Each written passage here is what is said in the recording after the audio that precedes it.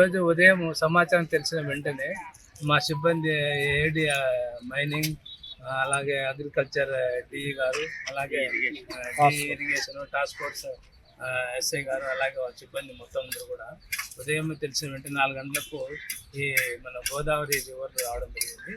అయితే ఈ 2 నదుల బ్రిడ్జిల మధ్యన ఒకటి రైల్కమ్ బ్రిడ్జిను, తర్వాత రెండోది హేవలాక్ బ్రిడ్జి రెండింటి మధ్యన ఎలాంటి ఇసుక తోలడానికి అనుమతి లేవు, పర్మిషన్ కూడా లేదు.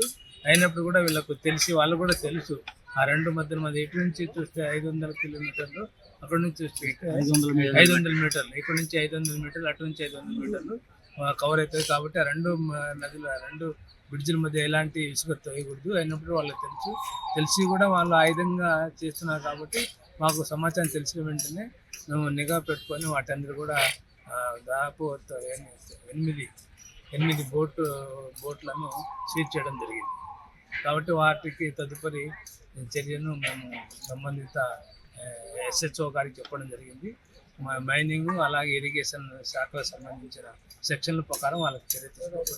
మరిన్ని వీడియోస్ కోసం ఛానల్ ని సబ్స్క్రైబ్ చేయండి. లేటెస్ట్ అప్డేట్స్ కోసం వాట్సాప్ ఛానల్ ని ఫాలో అవ్వండి. ఆ లింక్ డిస్క్రిప్షన్ లో ఉంది.